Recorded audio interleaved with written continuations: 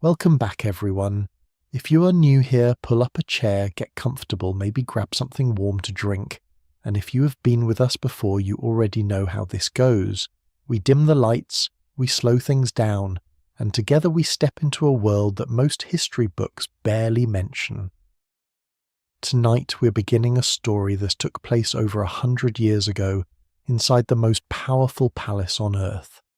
A story about loneliness, about prejudice, about one woman who ruled nearly half the world, and yet behind closed doors could not find a single person who truly listened to her. And then, completely by accident, she did. His name was Abdul Karim. He was 24 years old, the son of a prison hospital worker from the dusty city of Agra, India. He had never set foot in Europe. He did not speak a word of English when he first arrived, and within 2 years he would become the most controversial figure in the entire British Empire, not because of what he did, but because of what he meant to the woman who wore the crown. Stay with me tonight. Because this is not just a story about a queen and her servant. This is a story about what happens when two human beings separated by race, by power, by an entire ocean of privilege choose to actually see each other.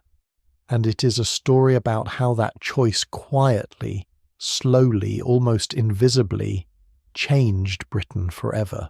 Let us start at the very beginning. Not in London, not in a palace, but in an England that by the 1880s was absolutely drunk on its own greatness. Think about what the British Empire looked like in 1887. It covered roughly 13 million square miles of land across 6 continents. It governed approximately 400 million people, about a quarter of the entire human population at the time. The phrase people used back then was, "The sun never sets on the British Empire." And they said it with pride, with a kind of chest-puffed chin-up, absolutely unquestioned confidence that Britain was not just powerful, it was right, it was civilized, it was superior.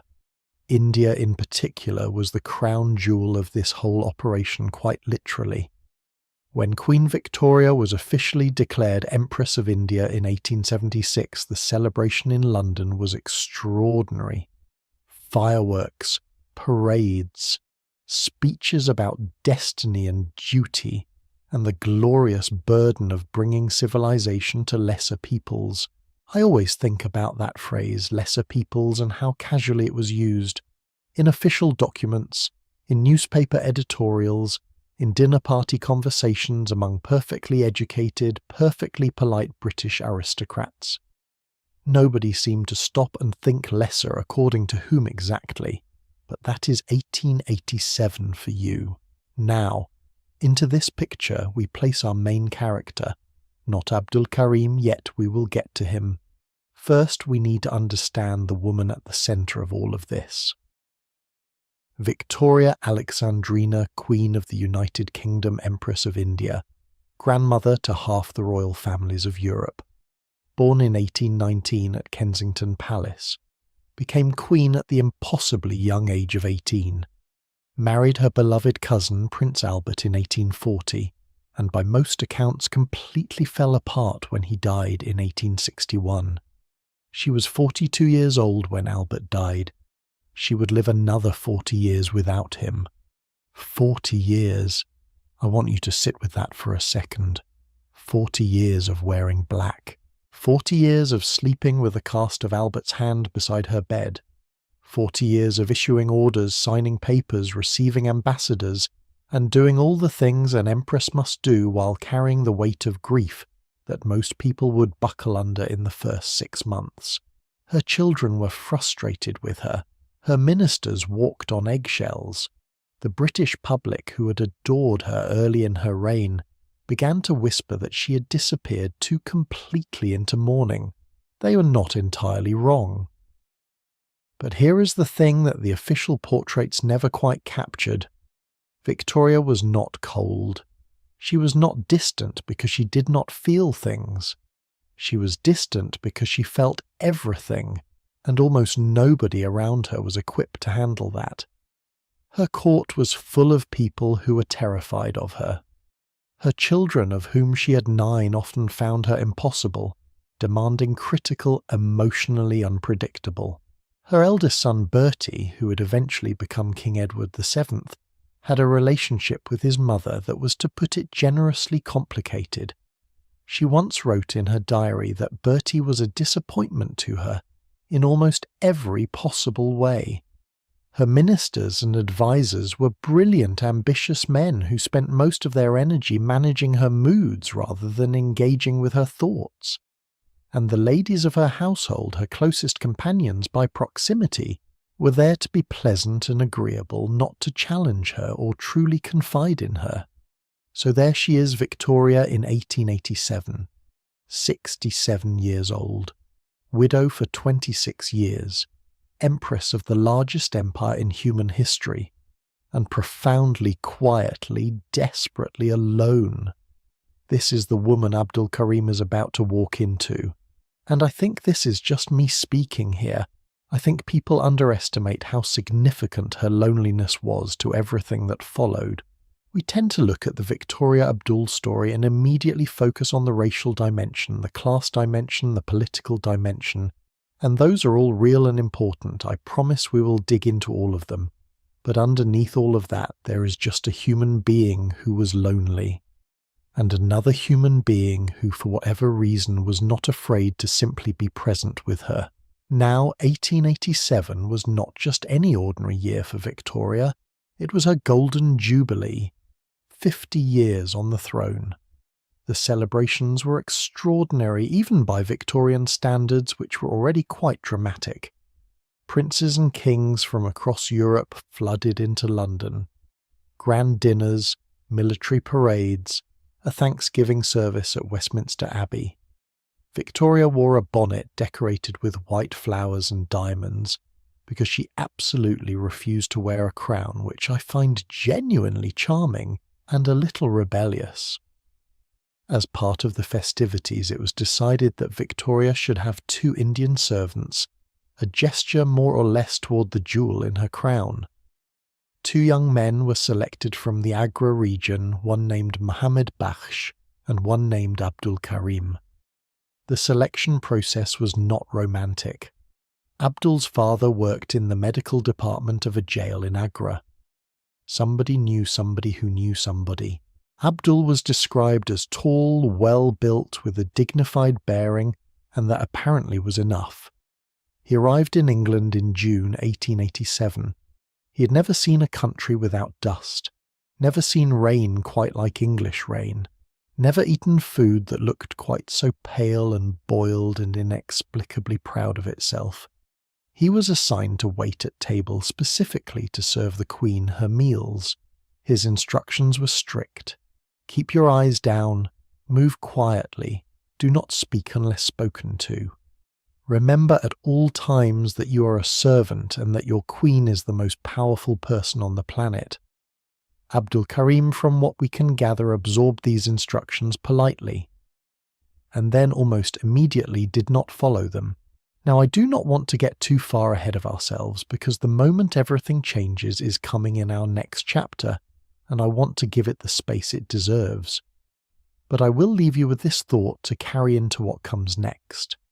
In 1887, the British Empire had a very specific story it told about itself and about the people it governed. It was a story about civilization and progress, about the natural order of things, who was meant to lead and who was meant to follow. Victoria had lived inside that story her entire life. She had never had a reason to question it. Until a young man from Agra walked into her dining room, looked up from the table when everyone expected him to look down, and for just a moment the Empress and the servant looked at each other like 2 ordinary human beings. What happened in that moment and in the months and years that followed is one of the most quietly extraordinary stories in British history. And we are just getting started. So picture this. It is the summer of 1887. A young man steps off a ship onto British soil for the very first time. He is 24 years old. He has never seen fog. He's never worn the stiff formal livery of a royal household servant, and he has absolutely no idea that his name Abdul Karim will one day be spoken in hushed, angry tones in the corridors of Windsor Castle. But before we can understand what Abdul became, we need to understand where he came from. Because the world that shaped him was a world most British people in 1887 had never seen, never visited, and quite honestly never thought much about. They knew India existed. They knew it produced cotton and spices and enormous amounts of revenue for the crown. They knew it required managing. What they did not know, what they never asked about, was what it actually felt like to live there. Agra in the late 19th century was a city of extraordinary contradictions. On one hand, it was home to one of the most breathtaking buildings human beings have ever constructed. The Taj Mahal had stood on the banks of the Yamuna River since 1653, a monument to love to grief, to the idea that some things are worth building forever. Travellers from across Europe made the journey to Agra just to stand in front of it and go quiet for a while. On the other hand, the city around that monument was a place of grinding poverty, rigid social hierarchy, and the daily indignities of life under British colonial rule. Abdul Karim was born in 1863, roughly 2 years after the aftermath of what the British called the Indian Rebellion of 1857, and what many Indians called something else entirely. The British response to that uprising had been severe: military reorganization, tighter administrative control, and a cultural attitude that hardened into something very uncomfortable, a belief now more entrenched than ever that Indians needed to be firmly governed, firmly kept in their place, and firmly reminded of who was in charge. Abdul grew up in this atmosphere. His father, Haji Muhammad Waziruddin, worked as a doctor in the medical department of Agra jail. This is worth pausing on for a moment. His father was educated. His father had a profession. In the context of colonial India, this placed the Karim family in a relatively stable position, not wealthy, not powerful, but literate, respected within their community, and possessed of a certain quiet dignity. That dignity, I think, is the key to everything that follows. Abdul was raised in a household where learning mattered, where a person's bearing and intelligence were things to be cultivated, not suppressed. He received an education. He spoke Urdu fluently. He was Muslim in faith, which gave him a framework of daily practice and spiritual grounding that would remain important to him throughout his life. And he grew up watching the British, not abstractly, not from a distance. He watched them up close in the courts, in the administrative offices, in the streets where British officials moved with an unquestioned authority that everyone around them was expected to simply accept. Here is what strikes me personally when I think about Abdul's early life. He was part of a generation of educated Indians who were caught in a deeply uncomfortable position. They had absorbed enough of the colonial world to understand its rules. They spoke its language, sometimes literally. They worked within its institutions. But they were never ever allowed to forget that no matter how educated or dignified or capable they were, the system had already decided what they were worth. That experience of being seen as less than what you actually are does something to a person. It can make you smaller, or it can make you very quietly absolutely certain of your own worth. From everything we know about Abdul Karim, it made him the second thing. Now, how does a 24-year-old man from Agra end up serving dinner to the Queen of England? The answer is both more mundane and more strange than you might expect. In 1887, as Victoria's Golden Jubilee celebrations were being planned, someone in the royal household had the idea that it would be fitting, symbolically grand really, to have Indian servants as part of the Queen's personal staff. India was the jewel of the empire. Having Indian attendants would make a visual statement. It would look impressive. The selection process was handled through official colonial channels. Word went out to certain districts requesting suitable candidates, young men who were presentable, physically imposing enough to look the part, and from families with some connection to British administrative service.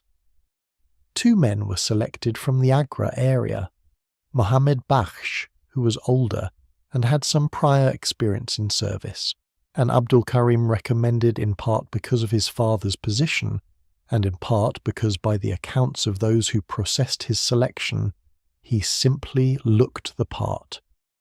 Tall, broad-shouldered, with what one document described as a dignified bearing. Nobody asked Abdul whether he wanted to go. That is not a complaint exactly. It was simply how the world worked in 1887. Opportunities of this kind were not offered, they were assigned. You did not discuss the terms. You packed what you had, and you went. What did Abdul take with him? We do not know everything, but we know he carried his faith, his literacy, and based on what happened in the months that followed, a remarkable calm that must have been either extraordinary self-possession or the result of simply having no idea what he was walking into. Probably some combination of both. His first weeks in England were, by his own later accounts, disorienting in ways that went far beyond the obvious. Yes, the cold was a shock. June in England is not June in Agra. The light was different, pale and watery in a way that took getting used to. The food was, let us be honest, not a highlight. But beyond the physical adjustment, there was something subtler happening. Abdul was now inside a world that had a very specific idea of who he was and what he was for. He was a servant. He was Indian. He was there to be decorative and useful and above all invisible in the ways that servants were expected to be invisible. The rules of royal household service in the Victorian era were extraordinarily precise. There were protocols for how you entered a room where you stood, how you held a dish when you made eye contact and especially when you did not. The general principle as applied to lower-ranking staff was that a good servant should practically disappear. You moved quietly. You anticipated needs. You did not have opinions, at least not ones you expressed. You did not have a self, really, in any way that the household needed to acknowledge. For Mohammed Bakhsh, who was older and perhaps more practiced in the art of becoming invisible, this adjustment seems to have come more naturally. For Abdul Karim, something was different. Not defiant exactly, not deliberately provocative, but there seems to have been from the very beginning a quality about him that simply refused to quite disappear. Maybe it was the way he moved with that natural dignity that people would later remark on repeatedly. Maybe it was the directness of his gaze. Maybe it was just that he was genuinely constitutionally incapable of making himself smaller than he was. Whatever it was, the Queen noticed. And here is the question I keep turning over when I think about this chapter of the story. What does it take for one human being to truly see another across every wall of difference that society has built between them? Victoria had access to hundreds of people. Ministers, advisors, courtiers, family members. People who were educated, accomplished, powerful in their own right. And yet she noticed Abdul Karim. Not because he demanded attention, but because there was something in him that the carefully managed performance of the royal household had not managed to flatten out. We will talk in the next part about the exact moment that changed everything, the specific, almost accidental encounter that shifted their relationship from formal to something neither of them could quite name. But I want you to hold on to this thought as we get there.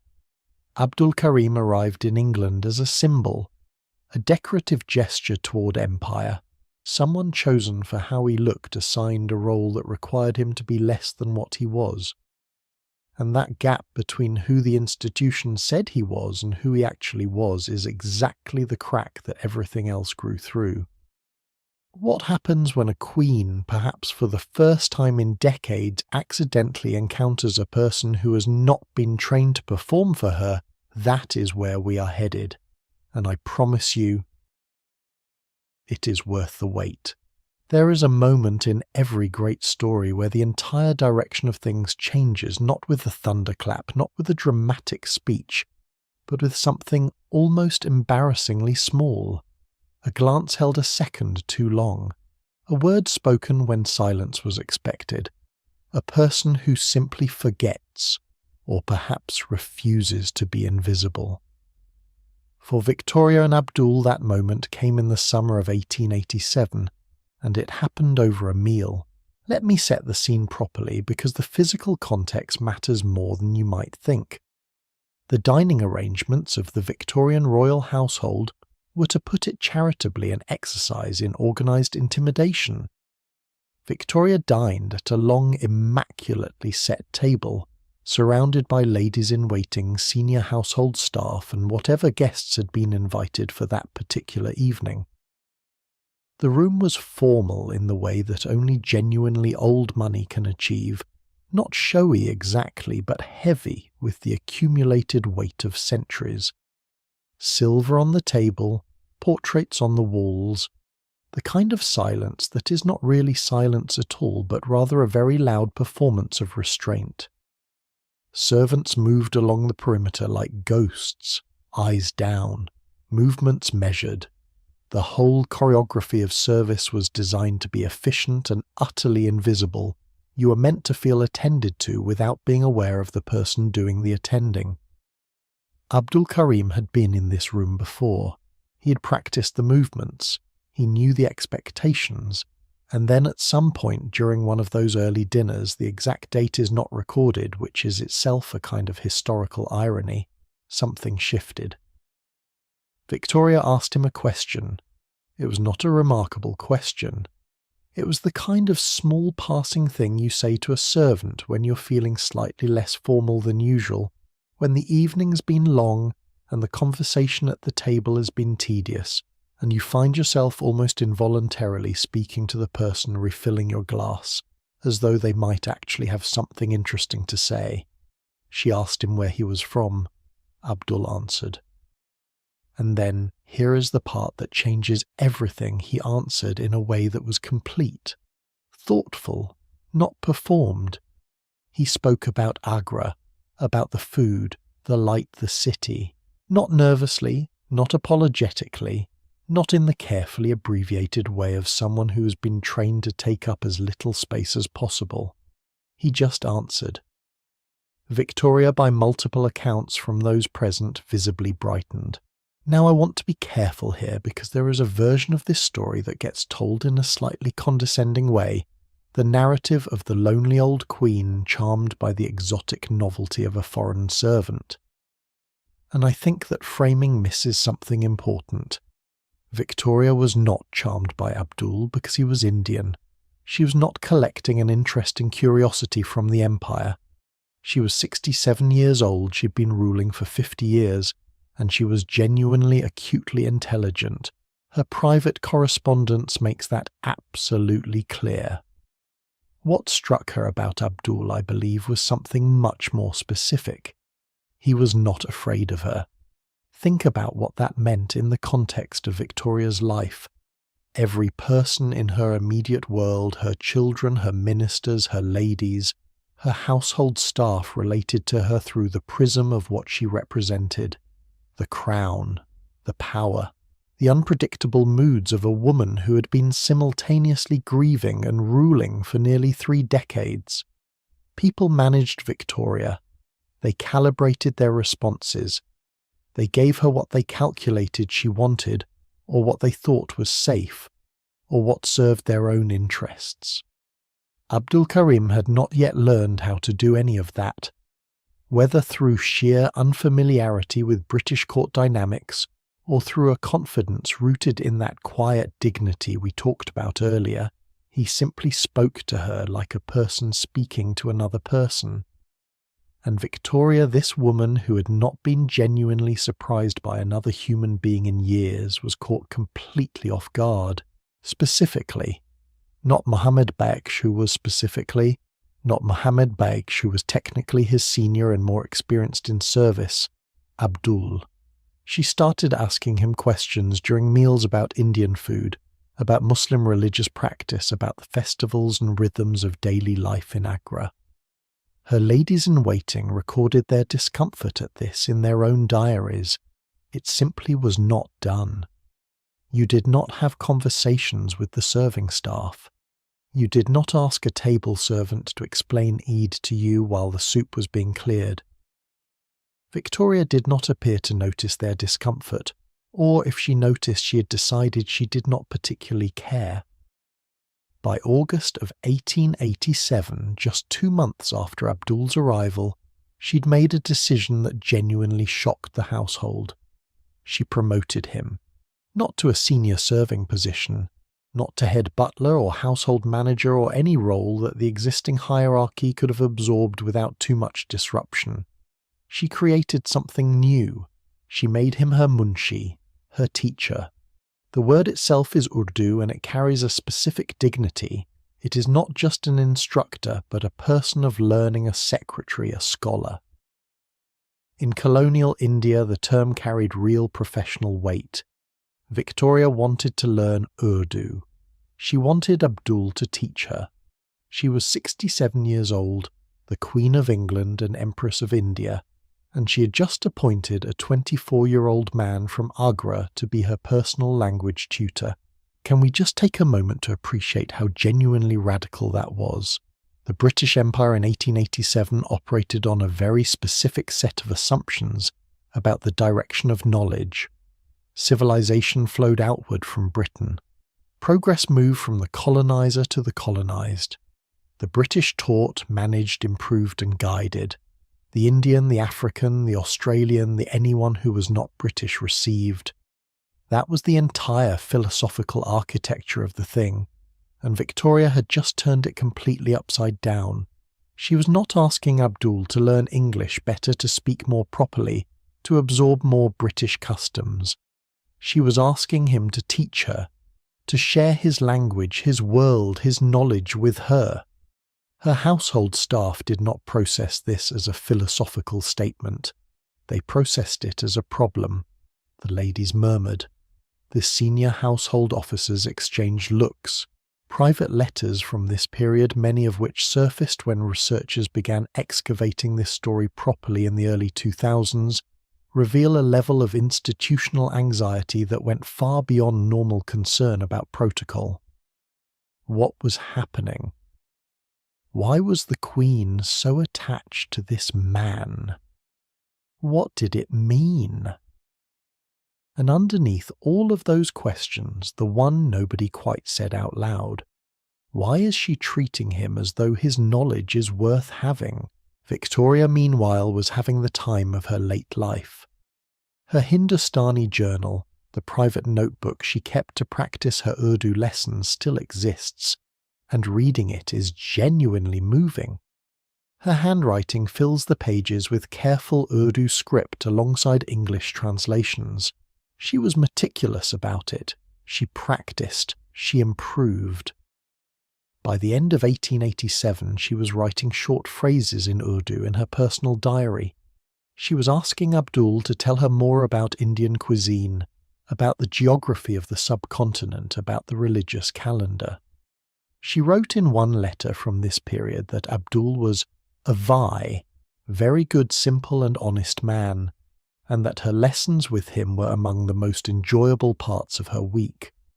For a woman who had described herself just years earlier as feeling profoundly isolated and without true companionship, that is not a small thing to say. Here is what I find most fascinating about this phase of their relationship, and it is something I genuinely did not expect when I first started reading about it. The transformation was not just personal.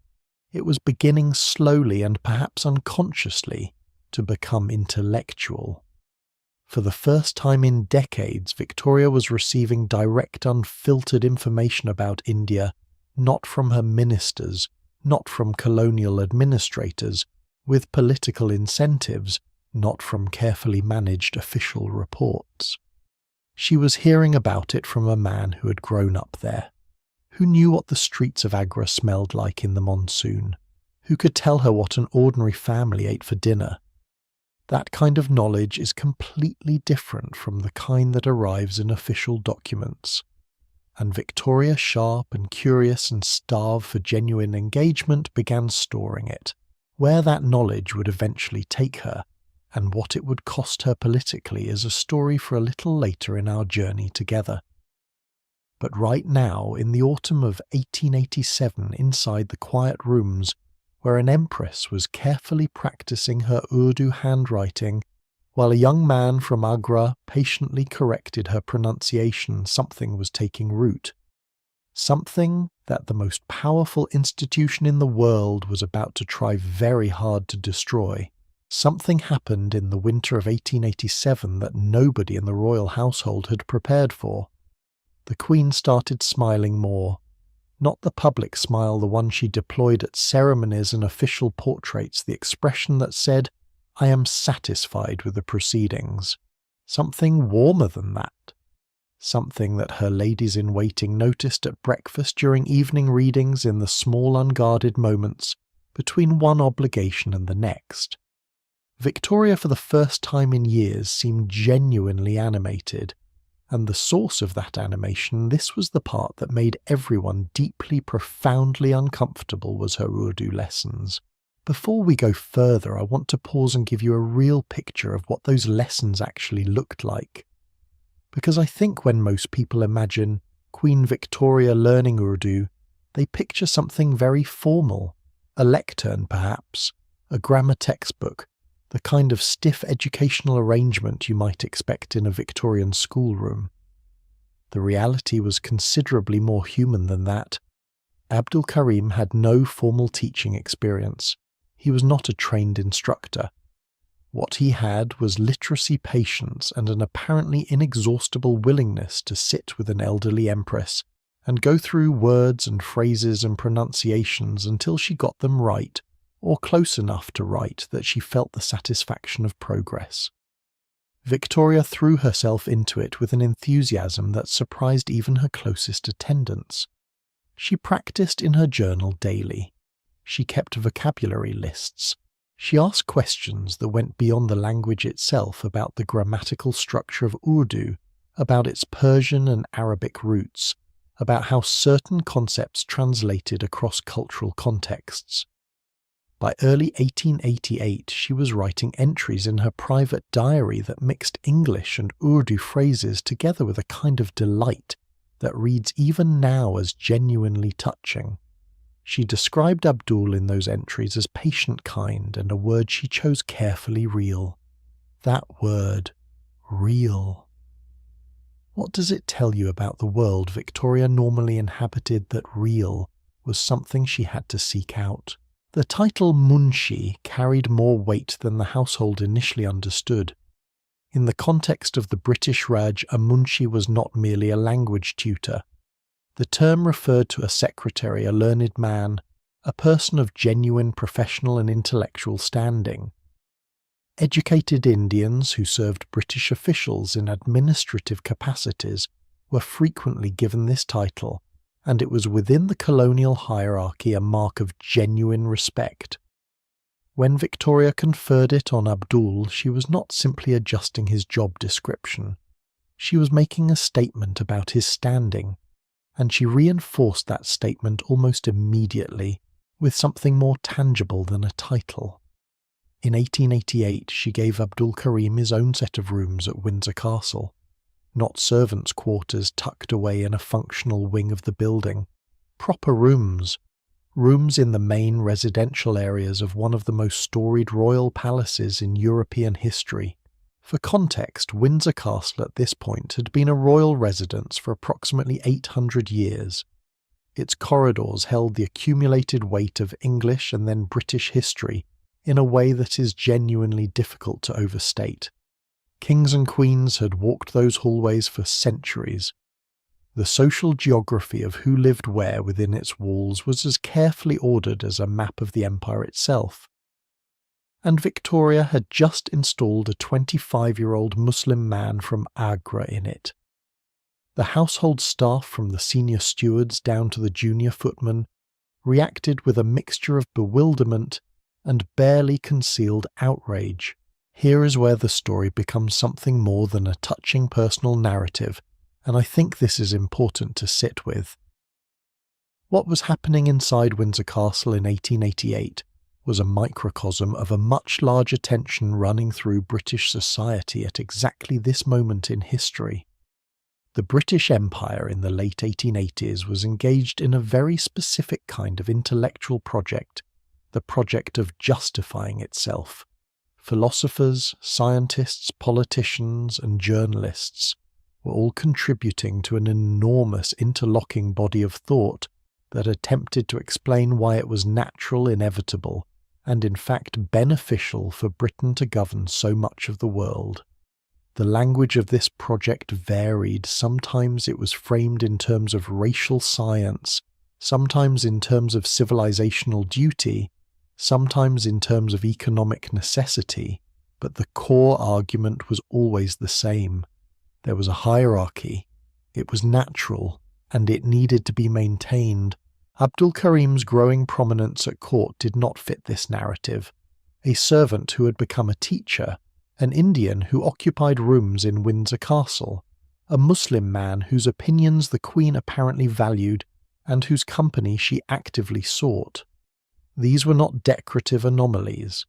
These were cracks in the architecture, and the people whose world depended on that architecture remaining intact began in 1888 and 1889 to organise against him in earnest.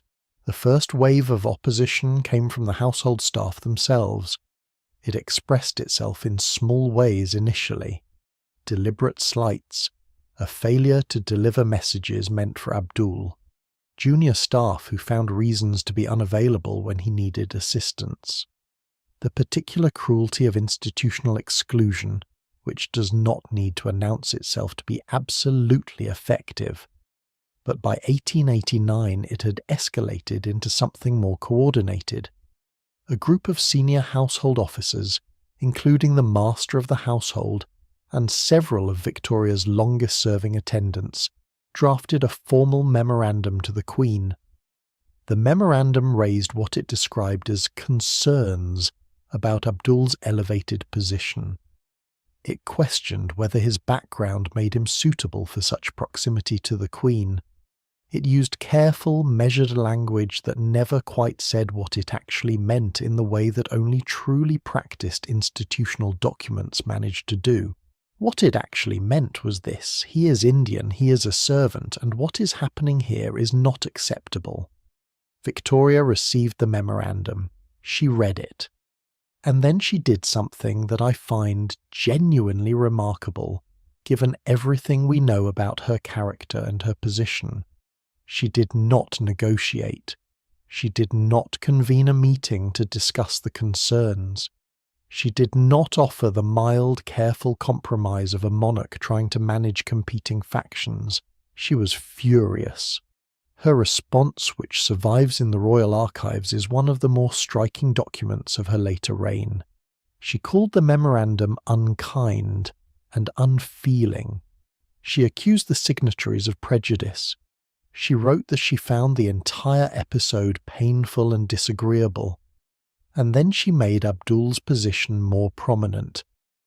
That year, 1889, she arranged for Abdul and his family to receive a cottage on the Balmoral estate in Scotland, the royal residence she had loved most deeply since Albert's time. She began including him in her travel party when she moved between palaces. She commissioned official portraits of him. She had his image photographed alongside her own. Every single one of these decisions was a message delivered in the language that courts have always spoken, the language of proximity and privilege. The message was, he stays. Now I want to offer a thought here that might be slightly uncomfortable because I think history requires us to hold complexity without collapsing it. Victoria's defence of Abdul was genuine. Her affection was real. Her anger at the racial prejudice being directed at him was, I believe, sincere. And yet, Victoria was also the Empress of India. She was the symbolic head of the colonial system that had made Abdul's presence in England possible in the first place, a system that extracted enormous wealth from the subcontinent that governed 350 million Indian people, with varying degrees of brutality that had been built on precisely the assumptions of hierarchy that Abdul's presence was now quietly disturbing. She protected one man, with great warmth and real courage given the institutional pressures she was resisting. But the system he came from, that was a different conversation. And what is interesting, genuinely historically interesting, is that Abdul himself seemed to understand this distinction. He did not petition Victoria on behalf of Indian independence. He did not use his access to make grand political demands. He worked within the relationship he actually had in the room he actually occupied with the woman who was actually sitting across from him. Maybe that was strategic, maybe it was wisdom, maybe it was simply pragmatism in the face of what was possible. But slowly, in ways that nobody fully recognized at the time, his presence was doing something that no petition could have achieved. He was changing how the Queen saw India, not through argument, not through politics, just through presence, through conversation, through the steady, unremarkable miracle of one person telling another person the truth about their life. And that the question of what Victoria actually began to understand about India because of Abdul, and what she chose to do with that understanding, is exactly where our story goes next. Because the court's attempt to remove him was just the opening act. What came next was something far more personal, far more politically dangerous, and far more revealing about the hidden fractures running through the heart of the British Empire. Stay with us. If you have ever worked somewhere with an unspoken hierarchy, and honestly most of us have, you already understand the particular kind of hostility that does not announce itself. It does not shout. It does not leave evidence. It manifests in the meeting you are not invited to. The introduction that does not happen. The room that goes slightly quieter when you walk in. The smile that never quite reaches the eyes. What Abdul Karim faced inside the royal household between 1889 and 1897 was that kind of hostility, but amplified to a scale that most of us will never experience. Because the people trying to bring him down were not ordinary colleagues with petty grievances. They were some of the most powerful individuals in the British Empire, and they were absolutely convinced that they were doing the right thing. That combination, power plus certainty, is one of the most dangerous forces in human history. To understand what was happening, you need to understand how the royal household actually functioned as an institution. Windsor, Castle, Balmoral, Buckingham Palace, Osborne House on the Isle of Wight. These were not simply residences. They were bureaucracies, highly organised, deeply hierarchical, ancient in their customs, and ferociously protective of their own internal order. The senior officers of the household, men like Sir Henry Ponsonby, Victoria's principal private secretary for over 20 years, and later Sir Arthur Bigg, who succeeded him, were not just administrators. They were gatekeepers. They managed the flow of information to and from the Queen. They controlled access. They shaped in ways both subtle and profound what Victoria knew about the world beyond her own immediate experience. This is not a conspiracy theory. It is simply how royal households have always operated, and for understandable reasons.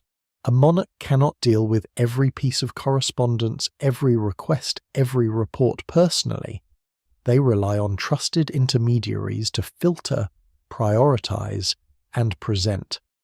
The problem, of course, is that trusted intermediaries bring their own perspectives to that filtering process. And the perspective that Victoria's household officers brought to Abdul Karim was one of profound structured prejudice dressed as it almost always was in this era, in the respectable clothing of concern. By 1894, the campaign against Abdul had moved beyond informal resistance into something that can only be described as organised pressure. A group of senior household members, which now included not just domestic staff but several of Victoria's own children, began coordinating their efforts in a way that left a paper trail historians have been piecing together ever since. Letters were exchanged, meetings were held, strategies were discussed. The central argument being assembled against Abdul had several layers, and it is worth pulling them apart carefully, because each layer reveals something different about the anxieties of the time. The first layer was social propriety. The claim here was that Abdul's elevated position violated the natural order of the household. A servant, regardless of his personal qualities, should not have the access to the rooms, the privileges that Abdul had been given. This was framed as a matter of tradition and institutional integrity. The second layer was racial.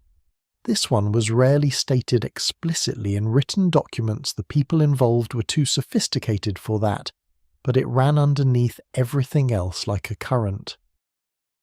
The discomfort was not just that a servant had been promoted, it was that an Indian servant had been promoted, a Muslim man from the colonies, someone who in the world view shared by virtually every member of Victoria's inner circle belonged to a category of people who were meant to receive civilization, not participate in it as equals. The third layer, and this is where things got genuinely dangerous for Abdul, was political. In the early 1890s, someone in the household began raising questions about Abdul's background, his family connections, and his possible sympathies with Indian political movements that the British government was watching with increasing anxiety. This was not an innocent line of inquiry. India in the 1890s was beginning to stir. The Indian National Congress had been founded in 1885. Educated Indians were starting to articulate in organised and politically coherent ways the case for greater self-governance. The British government was paying close attention, and the atmosphere within colonial administration was one of heightened vigilance toward any Indian who might be considered a political risk. Connecting Abdul Karim to this atmosphere, even through implication, even without evidence, was a calculated move. It transformed the question from "why does the Queen have an Indian friend?" into "is the Queen's Indian friend a security threat?" Here is the part that I find almost difficult to write about because it says something uncomfortable about human nature that I think we would all prefer to look away from. There was no evidence. None. The investigations conducted into Abdul's background, and they were conducted by people with access to colonial intelligence networks and a genuine motivation to find something, found nothing, to support the idea that he was involved in any politically subversive activity. His father was a jail doctor. His family were ordinary people living ordinary lives in Agra. Abdul himself, as far as anyone could determine, had no connections to political organizations of any kind. But in a campaign of institutional pressure, evidence is not always the point. The point is the question itself. The point is making the target seem questionable. The point is creating enough ambient suspicion that the person being protected begins to feel like a liability rather than a relationship worth defending. And the tragedy, if that is the right word, is that this strategy worked on almost everyone around Victoria. Her son, Bertie, the Prince of Wales, became one of the most vocal critics of Abdul's position. He referred to Abdul in private correspondence in terms that were openly contemptuous. He argued to his mother repeatedly that Abdul was unsuitable, untrustworthy, and an embarrassment to the crown. Victoria's daughters were similarly united in their disapproval. Princess Vicky, Princess Louise, Princess Beatrice women, who were by no means unintelligent or unkind in their private lives, nevertheless absorbed the institutional consensus about Abdul and reflected it back to their mother. The household presented a unified front, and Victoria stood alone on the other side of it. What did that feel like? I wonder. She was in her 70s by the mid-1890s. Her health was beginning to decline. Her eyesight was worsening, her mobility increasingly limited her energy, not what it had been. She was managing the affairs of an empire while simultaneously fighting a sustained, organized campaign within her own household over the right to maintain a friendship she valued. I find it genuinely moving that she held. Not elegantly always. There are accounts from this period of Victoria becoming tearful in response to the pressure, of heated exchanges with her household officers that left everyone shaken, of moments where the weight of the opposition seemed to visibly affect her, but she did not give them what they wanted. In 1894, when the pressure reached what felt like a peak, Victoria did something that crystallized exactly where she stood. She invited Abdul Karim to travel with her to Florence, Italy. She was visiting for a private holiday, one of the periodic European trips she took for her health, and perhaps more honestly for the relief of being slightly outside the formal machinery of the court. Abdul was included in her travelling party. He was photographed with her. He attended her at official dinners. She brought him into the light publicly and deliberately at the exact moment when her household was most aggressively demanding that she push him into the shadows. That is not the action of a woman who is wavering. There is a letter from this period written by Victoria to one of her household officers after a particularly confrontational meeting about Abdul that I think about often when I reflect on this story.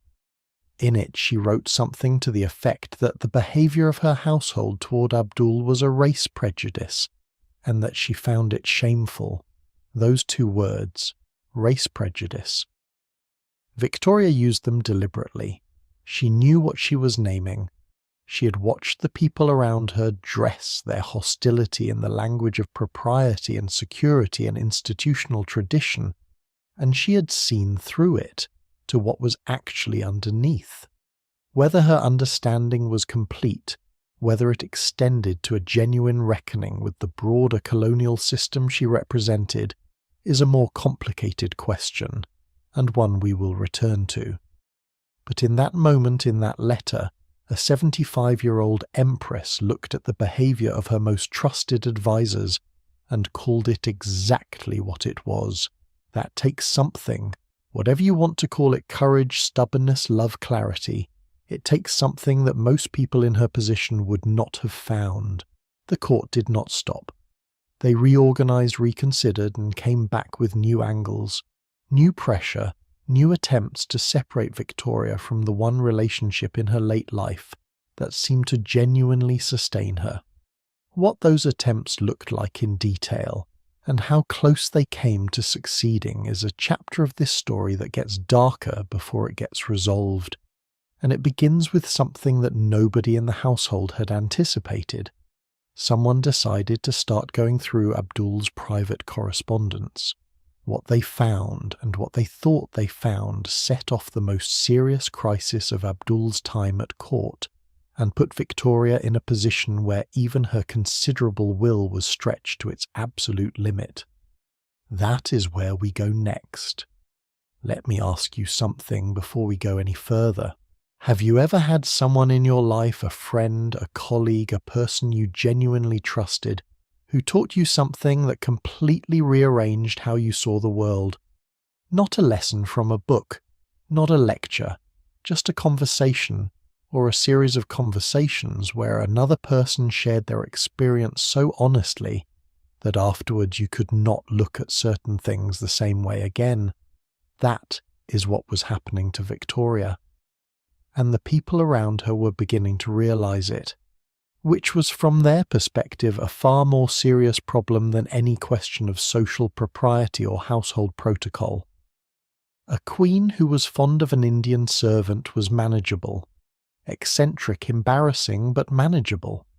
A queen whose understanding of India was being quietly, persistently reshaped by direct human testimony from someone who had actually lived there that was something else entirely. To appreciate what Abdul was telling Victoria, you first need to understand what she was not being told through official channels. The reports that arrived at the palace from India in the 1880s and 1890s painted a very particular picture. They spoke of administrative progress of railways being built and courts being established, of order being maintained and prosperity being extended.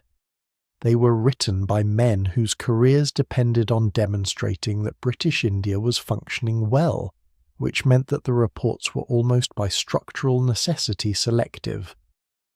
What they did not describe in any detail was the texture of ordinary Indian life under colonial governance. They did not describe the forest laws introduced in 1878 that stripped rural communities of rights they had held for generations, rights to gather wood, to graze animals, to use land that their families had worked for centuries. These laws imposed without consultation caused genuine hardship across vast swathes of the subcontinent and generated a level of resentment that official reports consistently minimized. They did not describe the famines. This is the one I find most difficult to read about because the scale of it is genuinely staggering. Between 1876 and 1879, a catastrophic famine swept through southern and western India. Estimates of the death toll range from 5.5 million to over 10 million people. The famine coincided with the period in which India was actually exporting grain to Britain. Food was leaving the subcontinent while people were dying of hunger within it. The Viceroy at the time, Lord Lytton, actively opposed relief measures on ideological grounds, arguing that providing food aid would undermine the principles of free market economics. 10 million people. And in 1896, just as Abdul's position at court was becoming most embattled, another major famine struck, this one ultimately claiming somewhere between 12 and 29 million lives across central and northern India over the following several years. These were not secrets exactly. They were reported in newspapers. They generated some public debate. But within the machinery of official communication to the Queen, they were framed carefully as natural disasters, as challenges being met with British administrative competence, as evidence of the difficulties of governing such a vast and complex territory. What they were not framed as was what they actually were, a consequence, at least in part, of economic and administrative policies that prioritized imperial revenue over human survival. Abdul Karim did not arrive at court as a political activist. He was not on a mission. He was not attempting to educate the Queen about the failings of British colonial policy in any systematic or deliberate way. But he was honest, and when Victoria asked him about India, and she asked repeatedly because she was genuinely curious, he answered from his actual experience. He talked about the food his mother cooked, about the rhythms of daily life in a Muslim household in Agra, about what festivals looked like, what prayers sounded like, what the city smelled like in different seasons. He talked about the people he had grown up around, their resourcefulness, their humour, their dignity, the richness of a culture that the official British narrative consistently described as primitive and in need of improvement. And gradually, in ways that were almost impossible to trace to specific conversations, Victoria's image of India began to change. She had always had a certain sentimental attachment to India. It was her empire after all, and she took genuine pride in the title of Empress. But that attachment had been largely abstract. India as concept, India as jewel, India as the source of the magnificent Koh-i-Noor diamond that had been presented to her in 1851 and now sat in the royal collection. What Abdul gave her was something different. India as a place where real people lived real lives. The distinction sounds simple, it was actually revolutionary. By the early 1890s, there is evidence in Victoria's private correspondence that this shift was beginning to affect her thinking in concrete ways. She started asking different questions of her ministers and advisers about Indian affairs. Not revolutionary questions, she was not about to dismantle the empire, but more probing ones. Questions that suggested she was aware of a gap between what she was being told and what might actually be happening on the ground. She wrote to the Viceroy of India, Lord Lansdowne, who served from 1888 to 1894, expressing concern about the treatment of Indian subjects and emphasizing that they should be treated with respect and fairness. These letters were not drafted by her private secretary. They reflected her own priorities.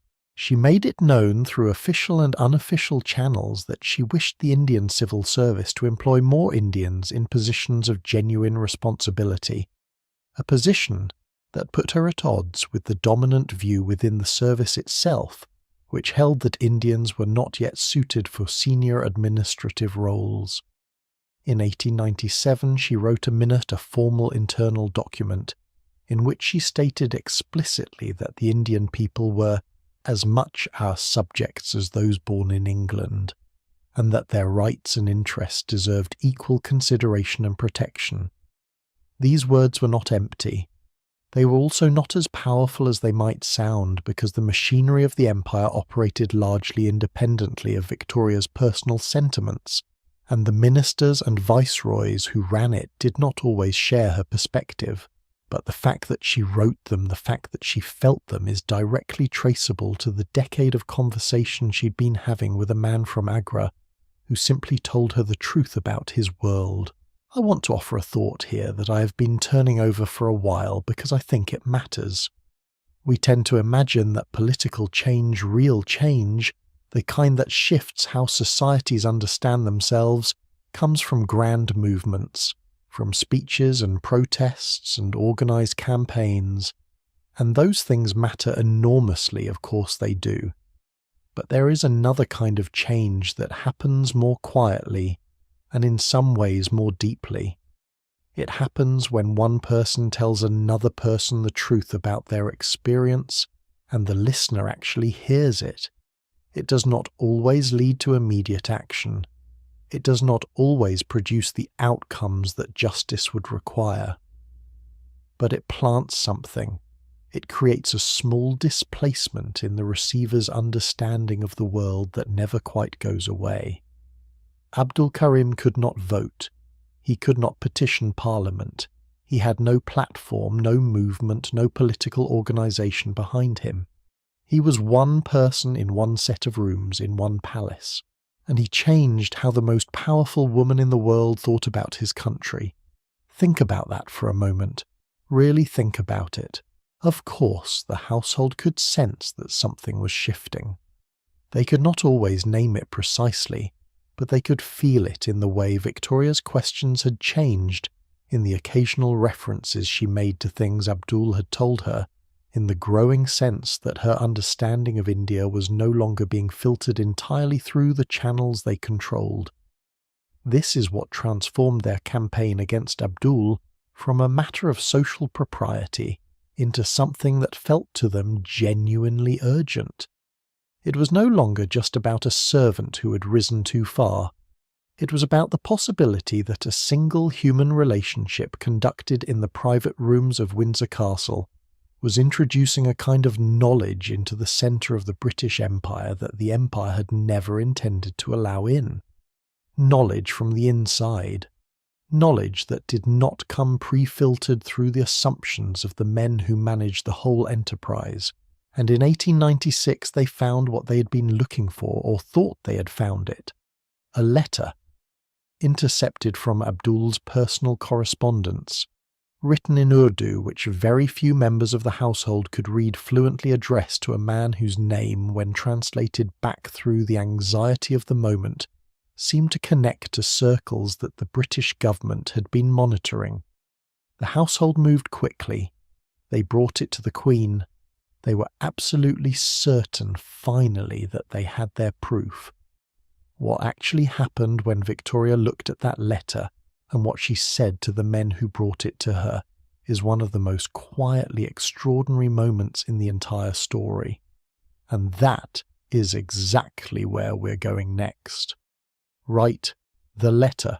Let us talk about what actually happened, because the account that has come down through history is considerably more complicated and considerably more revealing than the version the household officers had hoped to present. The year was 1897. Victoria was 77 years old. She'd been defending her relationship with Abdul Karim for nearly a decade against sustained organised opposition from almost everyone around her. She was tired not in spirit but in body, in the way that very old people carry their exhaustion differently from younger ones in the bones rather than the mind. And then a group of her most senior household officers arrived at her sitting room with what they believed was finally the document that would end everything. They had intercepted a letter written in Urdu sent to Abdul from a man named Rafuddin Ahmed. Now Rafuddin Ahmed was a real person, and understanding who he actually was matters enormously here. He was a Muslim lawyer educated at the Inns of Court in London, a man of genuine intellect who moved in circles that included both Indian political activists and members of the British legal establishment. He had known Abdul socially during his years in England. He was also suspected by certain members of the government connected to individuals involved in the early stirrings of Indian political consciousness. The household presented this letter to Victoria as evidence of a dangerous association. Their argument, constructed carefully over what had clearly been several days of consultation, was that Abdul's friendship with Rafuddin Ahmed represented a potential security risk, that private conversations between Abdul and the Queen might be reaching ears that the British government would rather not have them reach. They stood in her sitting room, these men who had served her for decades, and they waited for her to be frightened. Victoria read the letter. She sat with it for a moment, and then she asked a question that, depending on which account you read, either silenced the room completely or produced a response so inadequate that it effectively ended the confrontation then and there.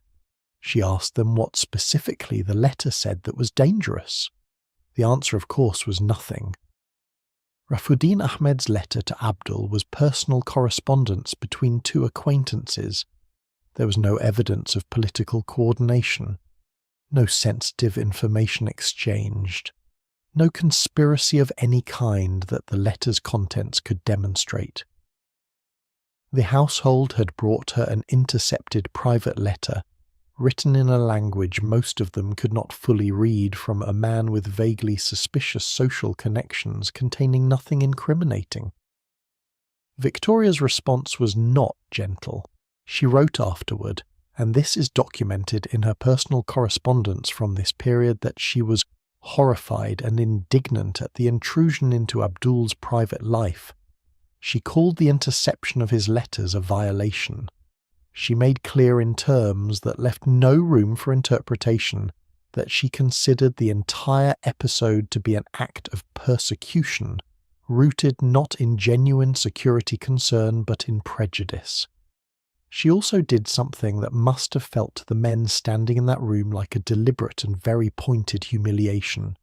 She wrote to Rafuddin Ahmed personally, a letter from the Queen, to the man they had tried to use as evidence against Abdul, expressing her regard for Abdul, making clear that she was aware of his friendship with Ahmed, and conveying in the diplomatic but unmistakable language of a woman who's been around power her entire life that she did not consider it a problem.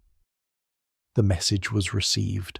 But here is the thing about institutional power that makes it so difficult to fight even when you are the Queen.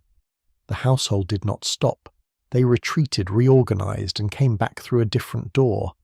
And the door they came through next was the one that Victoria, for all her remarkable resilience, found most personally painful: her own family. By the mid-1890s, The campaign against Abdul had spread beyond the household officers into the extended royal family network in a way that was no longer informal. Victoria's children and their spouses had begun corresponding with each other, specifically about the Abdul situation, about how to approach her, what arguments to make, how to present their objections in ways she might be unable to dismiss. The letters that survive from this coordination are extraordinary historical documents, and not in a flattering way. Princess Vicky, Victoria's eldest daughter, the German Empress Friedrich. By this point, a woman of considerable intelligence, who had liberal political sympathies in many areas of her life, nevertheless wrote to her siblings describing Abdul in terms that reflected exactly the racial assumptions of the era. Her concern was framed as maternal worry for her mother's dignity and reputation, but underneath that framing was something that Vicky herself might not have fully recognized as prejudice, a deep structural inability to accept that her mother's relationship with an Indian man could be simply and straightforwardly genuine. Prince Bertie, the future Edward VII, was considerably less subtle. His letters about Abdul from this period are blunt in their contempt. He found the entire situation intolerable and made no significant effort to disguise why. What strikes me when I read these documents is how thoroughly the family had absorbed the ideological framework of their time. These were not cruel people in any ordinary sense. They loved their mother in the complicated way that children of powerful parents tend to love them. They were not sitting around constructing deliberate arguments for racial hierarchy. They simply believed it. It was woven into how they saw the world as naturally and invisibly as the air they breathed, and that unexamined certainty is exactly what makes prejudice so durable. Victoria knew what her family thought. She was not a woman who missed much, and this is the aspect of her situation in the late 1890s that I find most affecting when I sit with it honestly. She was not just defending a friendship.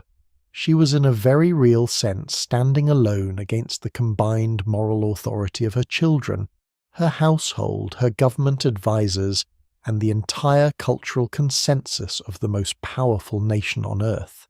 And she was doing it in her late 70s, with failing eyesight, while still managing the affairs of an empire covering a quarter of the globe.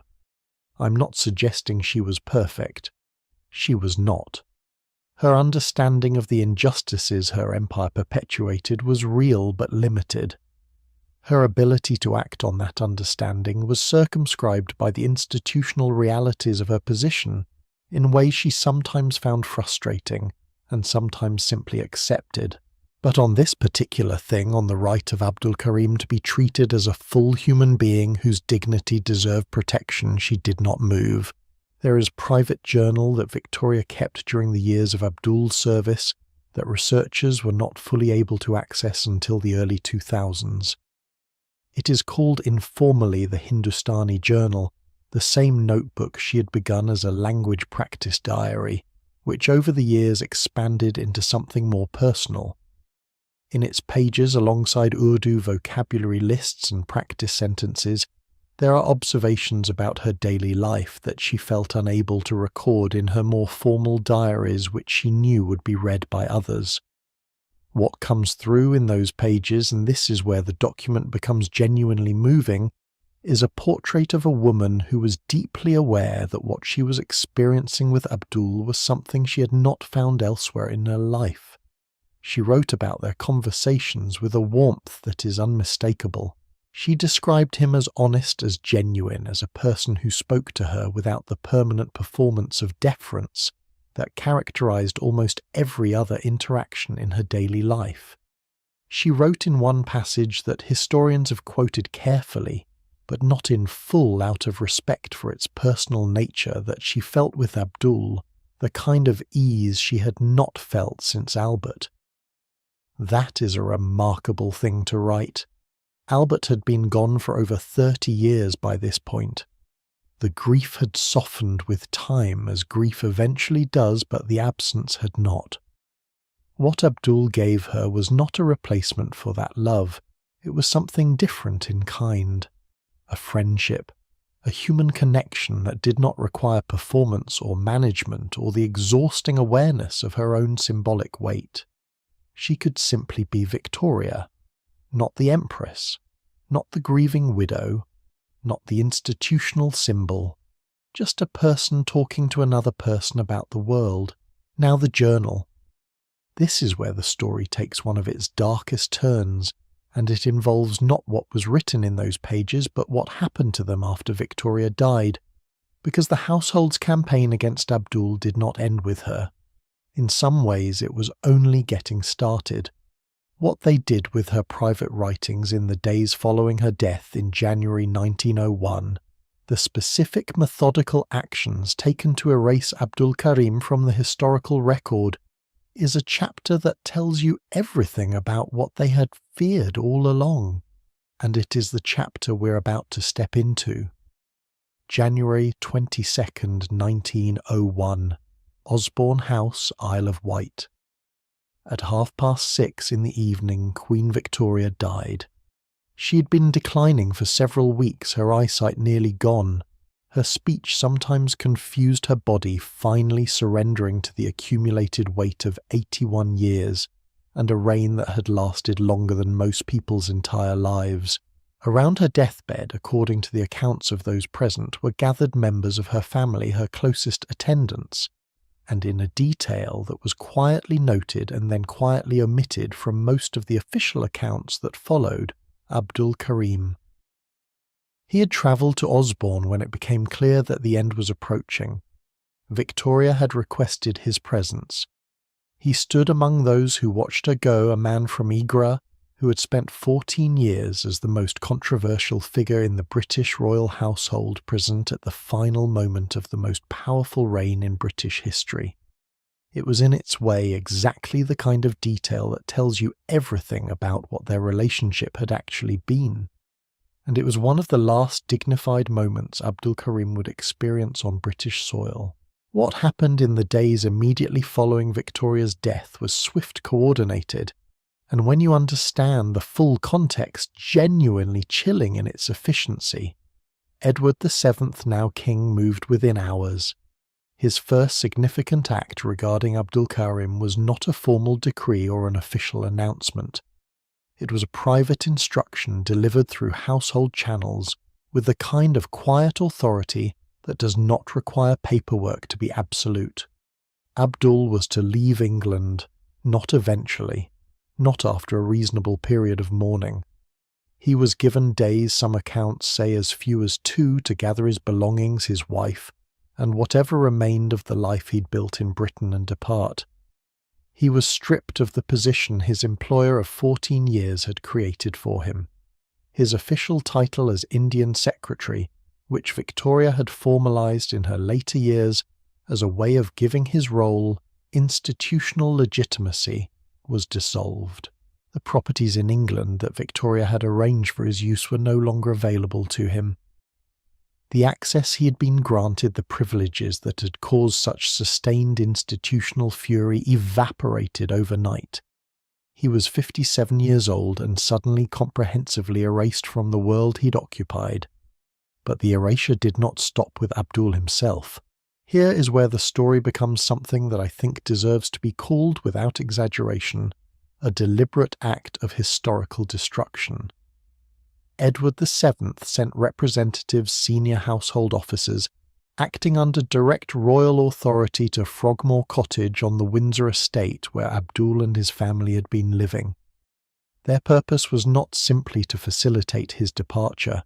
They were there to collect.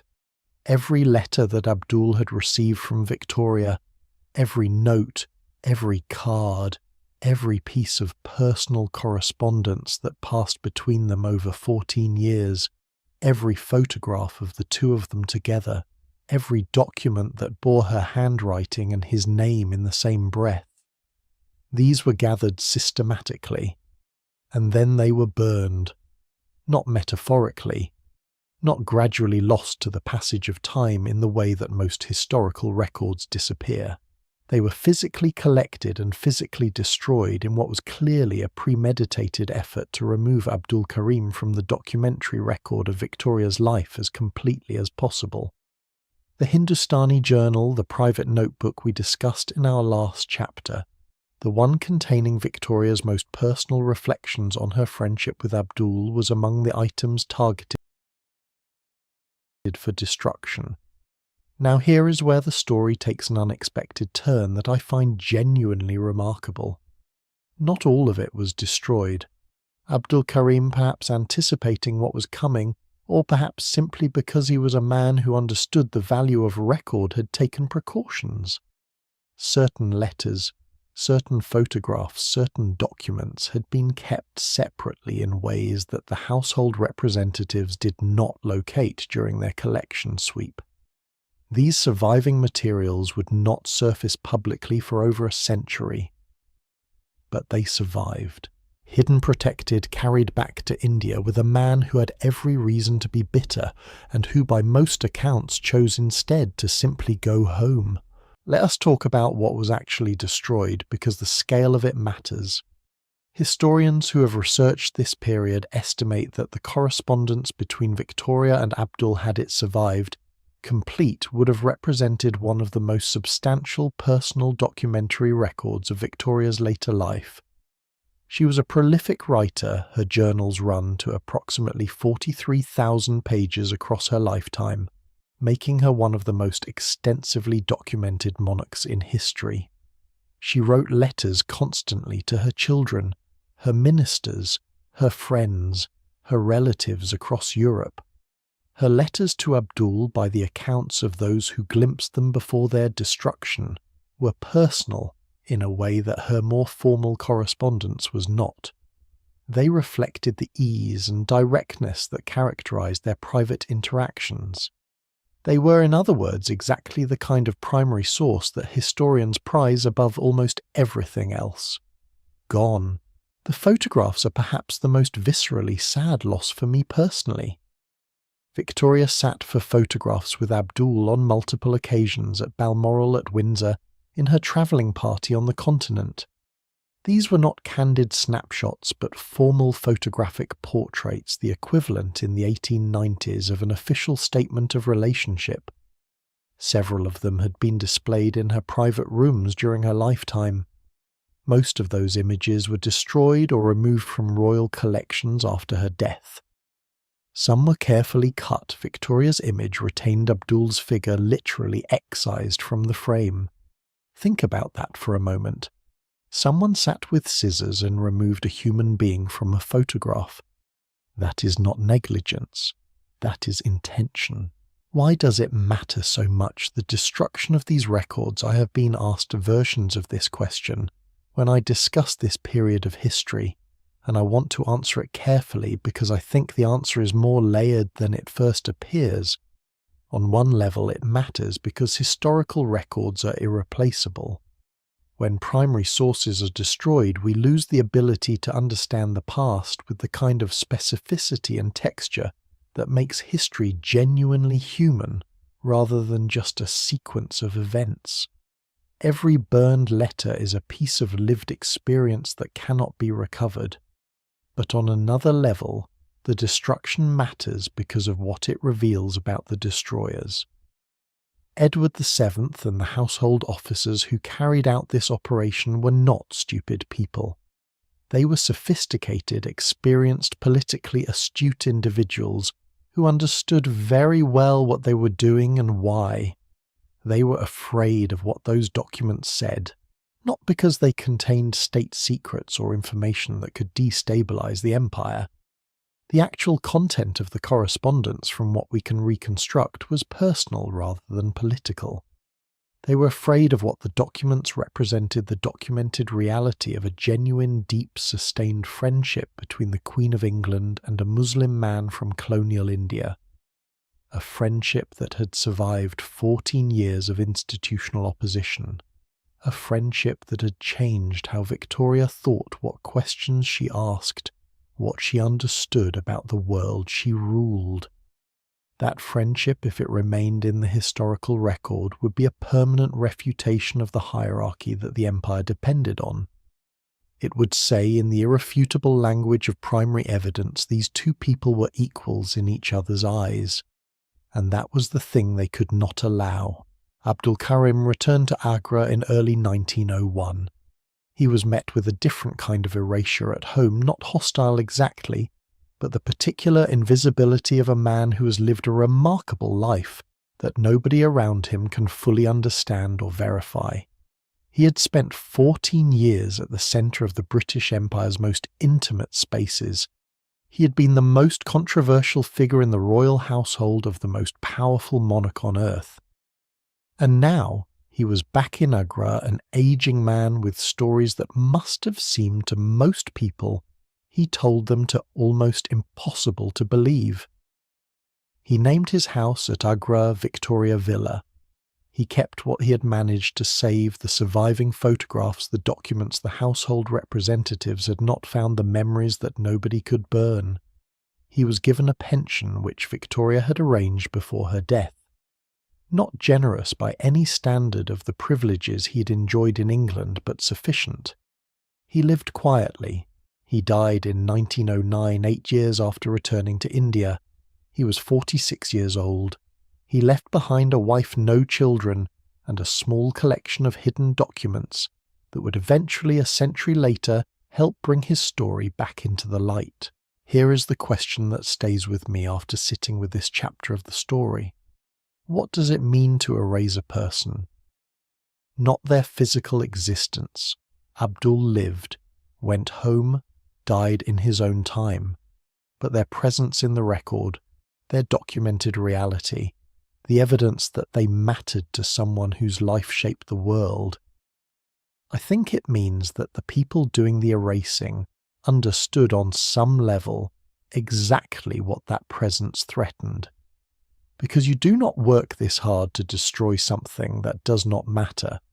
You do not send representatives to collect letters and photographs and personal notebooks if the relationship those objects document is insignificant.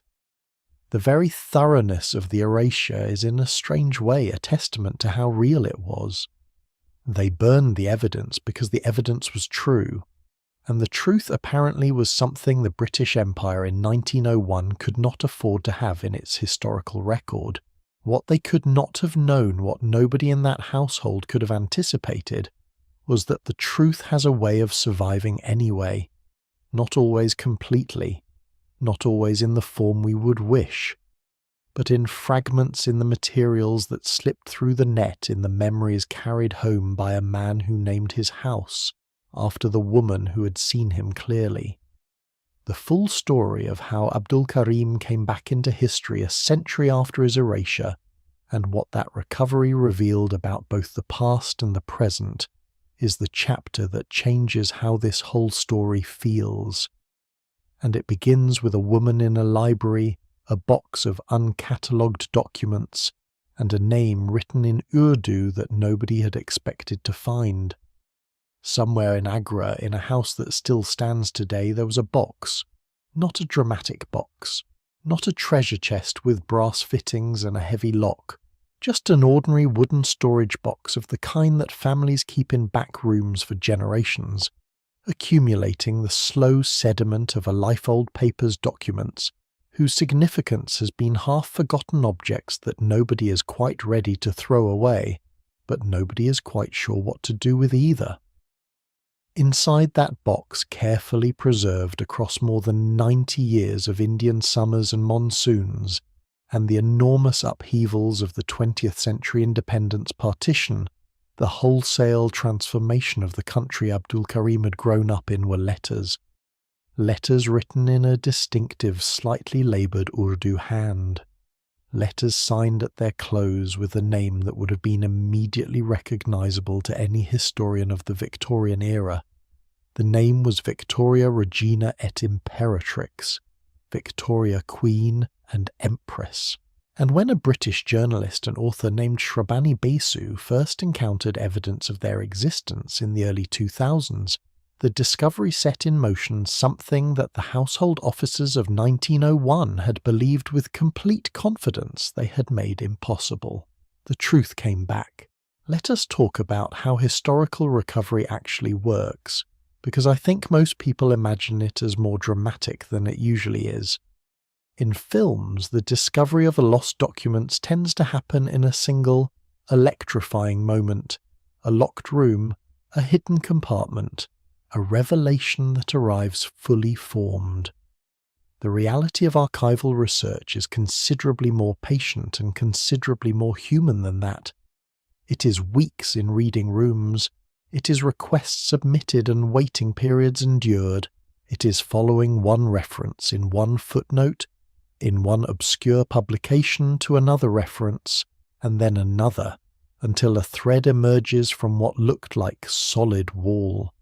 Shrabani Basu had been researching Indian connections to Victorian Britain when she began encountering references to Abdul Karim that did not quite match the official version of his role in Victoria's household. The official version, to the extent that any version existed at all in mainstream historical accounts, presented him as a minor servant, a curiosity, a peripheral figure in the later years of a long reign. But the references she was finding suggested something more substantial. She followed the thread to Agra. She found Abdul's descendants, specifically the family of his nephew, since Abdul and his wife had no children of their own. And in that family's possession, carefully kept across 4 generations, were the materials that the household representatives of 1901 had not located. Surviving photographs, personal documents, and letters, not the full correspondence which had indeed been largely destroyed, but enough fragments to establish the texture and substance of what had been erased. When Basu's research was published in 2010 as a book titled Victoria and Abdul, The True Story of the Queen's Closest Confidant, it landed with the particular force that well-documented revelations about familiar history tend to produce.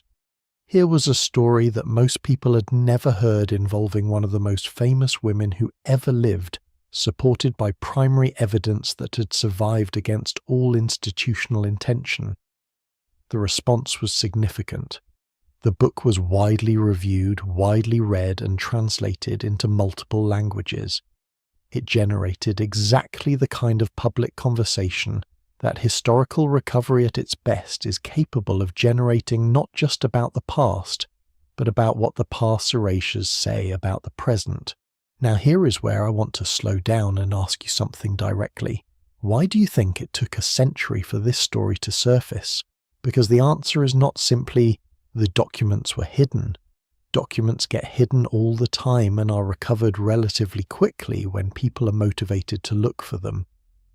The Royal Archives at Windsor are vast and not fully catalogued even now. There are almost certainly materials in them that historians have not yet fully examined. The reason this particular story took so long is something more interesting than document availability. It took so long because for most of the 20th century nobody was looking. Abdul Karim did not appear in the major Victorian biographies. He did not feature in the standard accounts of Victoria's later reign. When historians discussed her final decades, they focused on her relationships with her ministers, Gladstone, Disraeli, Lord Salisbury, on her role in European dynastic politics, on the management of the empire. The Indian servant who had been her closest companion for the last 14 years of her life was simply not part of the story that scholars had inherited and were extending. And that absence was not accidental. When the documents were burned in 1901, what was also being burned was the invitation to ask the question. If you do not know a relationship existed, you do not go looking for its records. The destruction of the primary sources was also in effect the destruction of the historical curiosity that would have gone looking for them. It was only when the broader field of historical scholarship began asking different questions about empire, about the experiences of colonized peoples, about the lives of individuals who'd been written out of the narratives that powerful institutions preferred that the space opened up for a story like Abdul's to be found. The Royal Archives at Windsor Castle hold approximately 1 million documents spanning centuries of British royal history. Access to these archives is carefully managed. Researchers apply for permission. Materials are reviewed before release, and certain documents remain restricted for reasons that are not always fully explained. It is a system that reflects the genuine tension between historical transparency and institutional privacy that any organisation housing sensitive records must navigate. When Basu and other researchers began formally requesting access to materials related to Abdul Karim in the early 2000s, they found that some relevant documents had been preserved surviving, despite the 1901 purge, because they were embedded in official records rather than personal correspondence, or because they had been overlooked in the collection sweep, or because they had found their way into collections outside the direct control of the household. Among the materials that survived in official form were Abdul's formal employment records, which documented his promotions, his titles, and the formal recognition Victoria had given his role over the years. These dry administrative documents, which nobody had thought to destroy because they seemed too bureaucratic to be dangerous, actually told a significant story when read carefully. They showed the systematic elevation of a man from table servant to Indian secretary over 14 years. They showed the formal assignments of properties. They showed the official acknowledgement in the language of institutional record-keeping of a relationship that the institution had simultaneously tried to deny. There is something almost poetic about that. The very efficiency of the Victorian bureaucratic system, the relentless documentation of everything official, preserved a record of Abdul's prominence even as the personal materials were being destroyed. The surviving photographs deserve particular attention because they communicate something that written records can struggle to convey. Several photographs of Victoria and Abdul together survived, some in the Agra family collection, some in collections outside the immediate royal household that had not been subject to the 1901 purge. When these images began to circulate publicly, after Basu's research brought renewed attention to the story, the reaction from many people who saw them for the first time was striking. The photographs show two people who are comfortable with each other. This sounds simple. It is actually not simple at all if you know anything about Victorian photographic convention. Victorian formal portraits were extraordinarily stiff affairs. The technology of the time required subjects to remain still for extended periods, which tended to produce expressions of frozen formality. But beyond the technical constraints, there was the question of what a formal portrait was supposed to communicate. Dignity, hierarchy, the appropriate social distance between subjects of different standing. The photographs of Victoria and Abdul do not look like that. They look like two people who have spent a great deal of time together and are not performing for the camera in the way that strangers or people maintaining careful social distance tend to perform. One photograph in particular, taken at Balmoral in the early 1890s, shows Victoria seated, Abdul standing slightly behind and to her left. The composition is conventional for a formal portrait, but there is something in the quality of her attention, in the angle of her posture, that reads differently from her official portraits. She looks, for lack of a more precise term, at ease. A historian friend of mine once said something about photographs that I have never forgotten. She said that what photographs preserve more than anything else is the relationship between the person being photographed and the person behind the camera, or in group portraits, the relationship between the subjects themselves. You can fake a smile. You cannot fake the particular quality of ease that comes from genuine familiarity.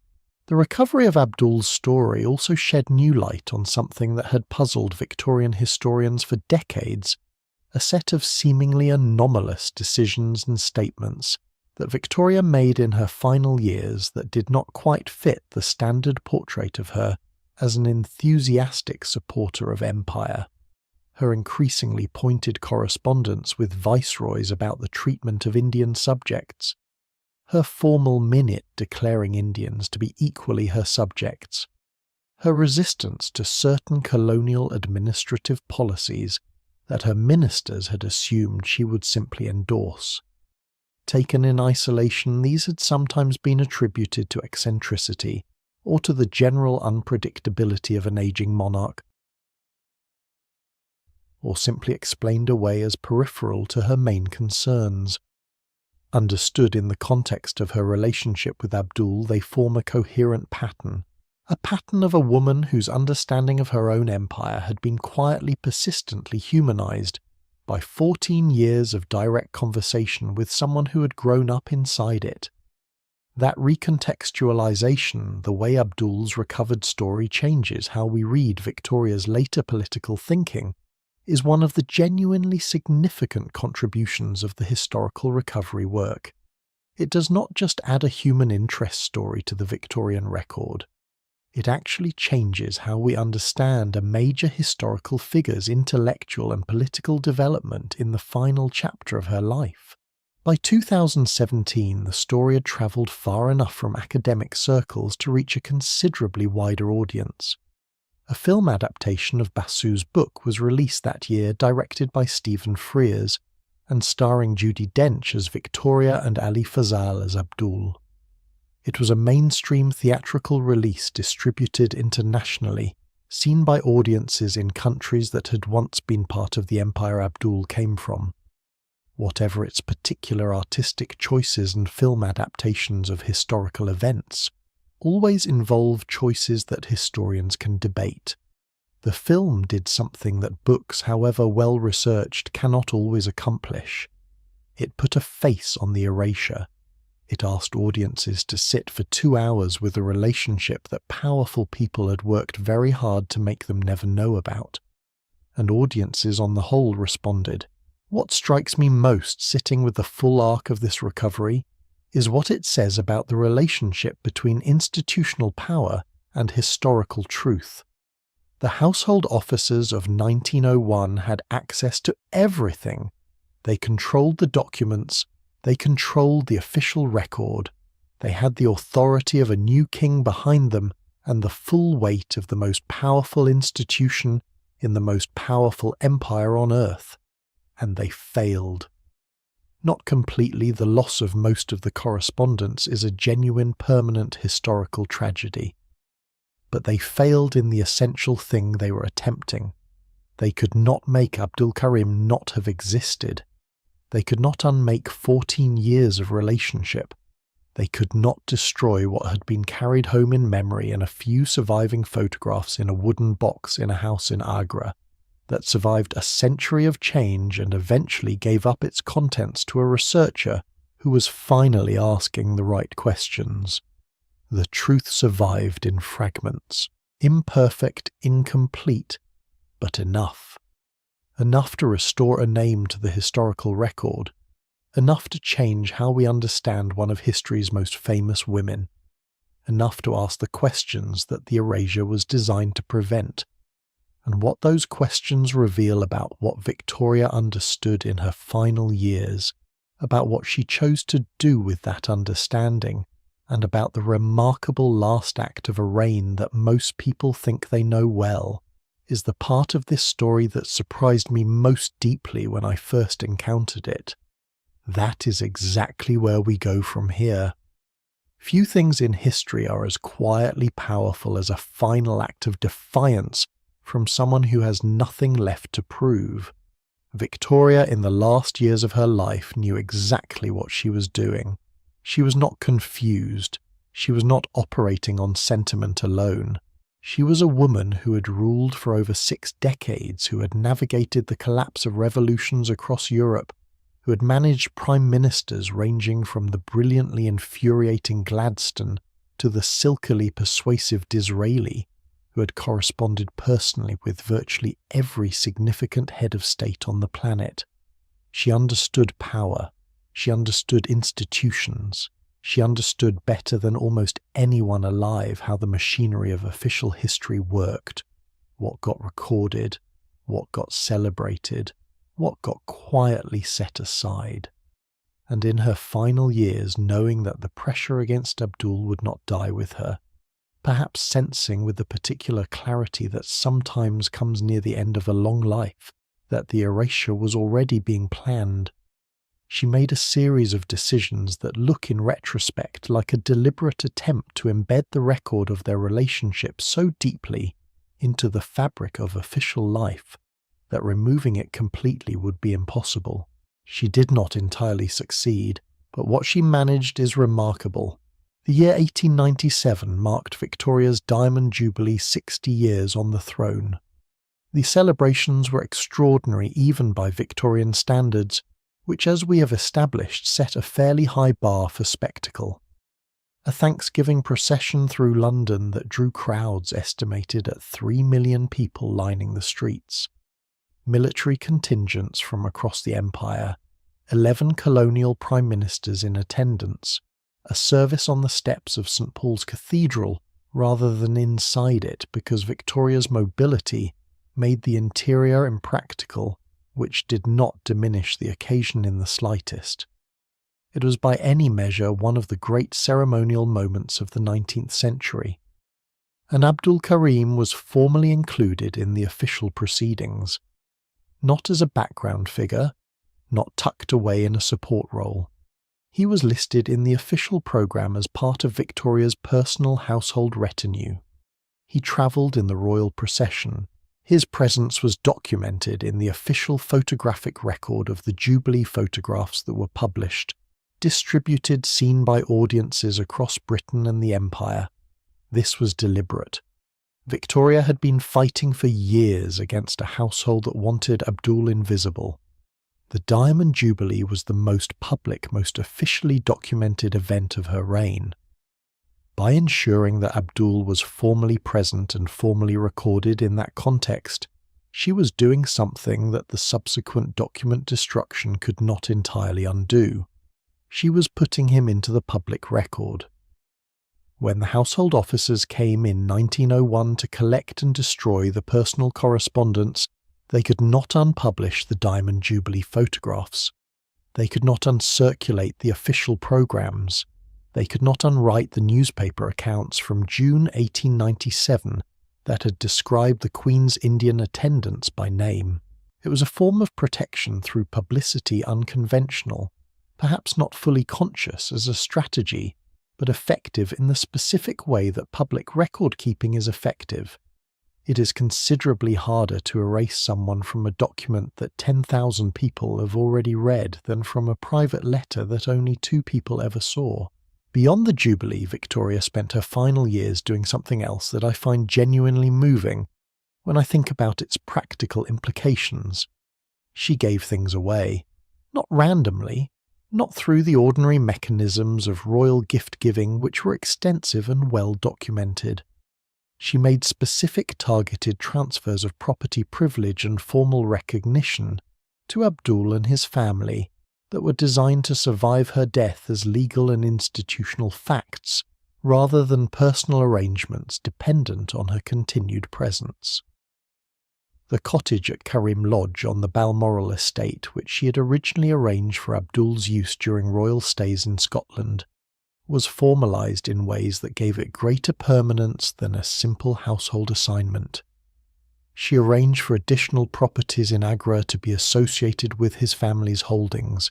She ensured that his pension, the financial provision that would sustain him after her death, was formally documented through official channels rather than existing only as a personal commitment that a successor could simply choose to ignore. She could not prevent Edward VII from expelling Abdul.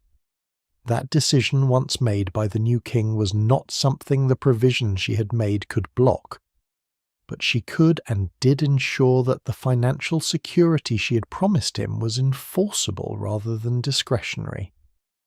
Abdul received that pension until his death in 1909. It was not generous. It was not commensurate with 14 years of service at the centre of the most powerful royal household in the world.